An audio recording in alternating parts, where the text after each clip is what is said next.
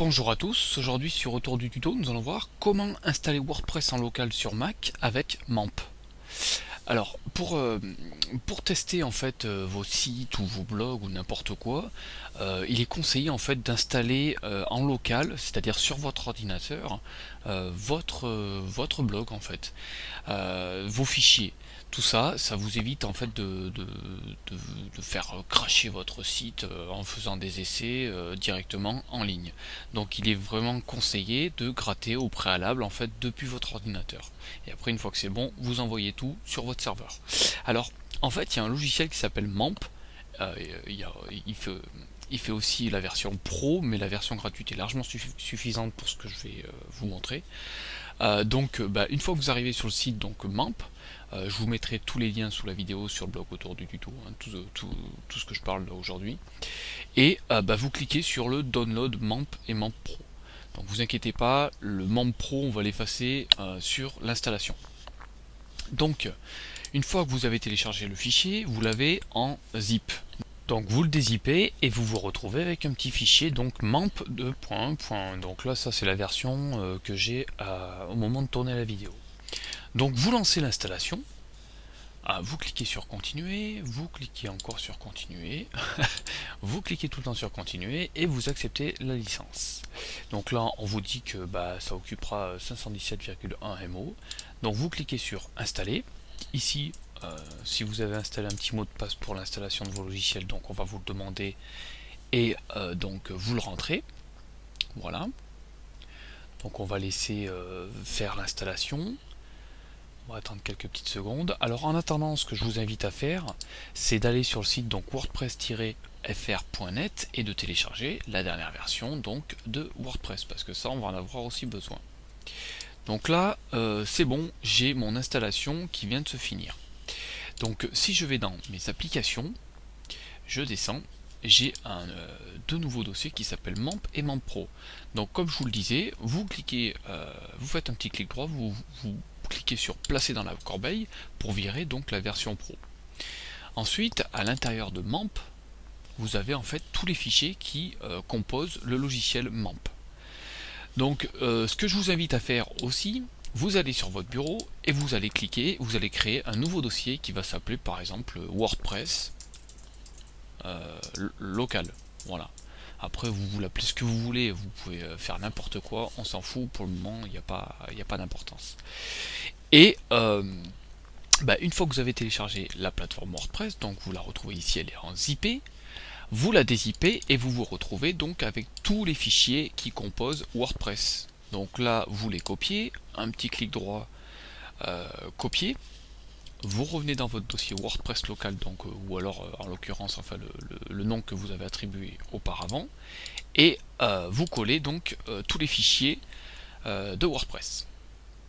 Une fois que ça c'est fait, vous allez dans le dossier application et vous allez lancer ce coup-ci MAMP.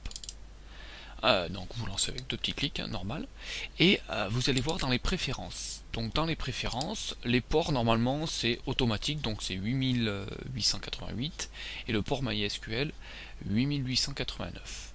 Ensuite dans l'onglet Apache, ce que vous allez faire, vous allez choisir le dossier dans lequel vous venez d'envoyer WordPress. Donc là, moi, en l'occurrence, c'est WordPress local.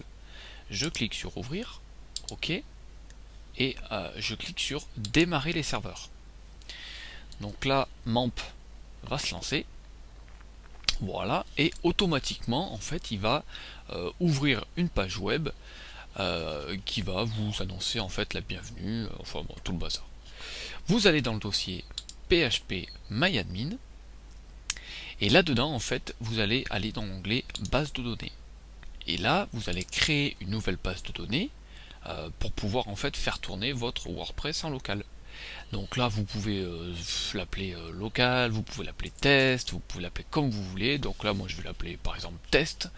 Ce qu'il y a, c'est qu'il faut bien retenir le nom auquel vous donnez, le nom que vous donnez à votre base de données, parce que plus tard, pour l'installation de WordPress, vous allez en avoir besoin.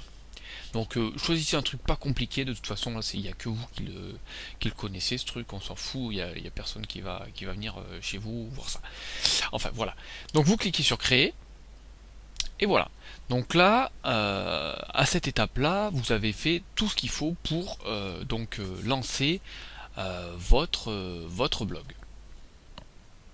Il reste tout de même une dernière petite étape, c'est l'installation de WordPress. Donc, alors ce que vous faites, vous allez dans votre barre d'adresse et vous allez simplement sur localhost 2.8888 et donc là vous allez avoir besoin de créer un fichier de configuration pour l'installation de WordPress.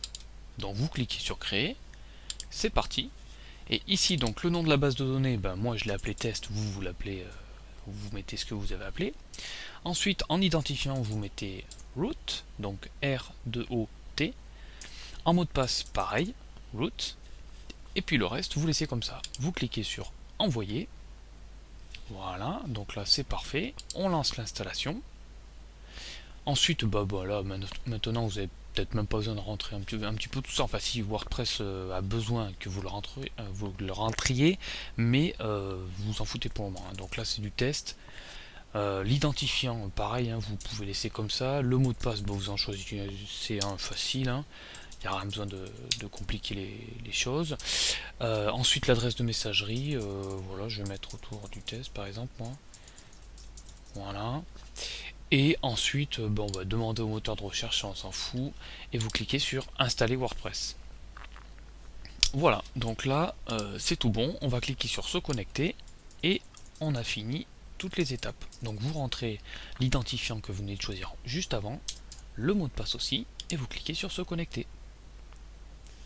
Et voilà, donc là, on se retrouve en fait avec un WordPress entièrement installé, en local. Donc là si je vais sur mon blog, je me retrouve bien avec un WordPress d'origine, avec voilà l'article bonjour tout le monde, enfin bon le truc basique, hein, tous ceux qui ont déjà installé WordPress hein, connaissent cette page. Et puis voilà. Donc ensuite tout se passe, voilà, si vous voulez installer des extensions et tout, vous allez sur votre bureau, voilà, dans votre dossier WordPress en local, et en fait vous envoyez ce que vous voulez dans les WP Content, plugins, thèmes, tout ça, voilà, vous envoyez tout directement là-dedans, et automatiquement là vous aurez des extensions proposées, des thèmes proposés, tout ce que vous aurez envoyé dans les dossiers. Voilà, donc pardon. Voilà, donc je vous invite à tester un petit peu cette petite astuce qui peut voilà, vous permettre de sauver votre WordPress avant de faire un peu trop de conneries. N'hésitez pas à donner un petit peu votre avis aussi dans les commentaires, savoir un petit peu si vous utilisez le local, savoir si ce tutoriel vous a plu, m'envoyer des fleurs, m'envoyer des chocolats, là c'est bientôt Noël aussi. Et puis moi je vous dis à bientôt sur Autour du tuto.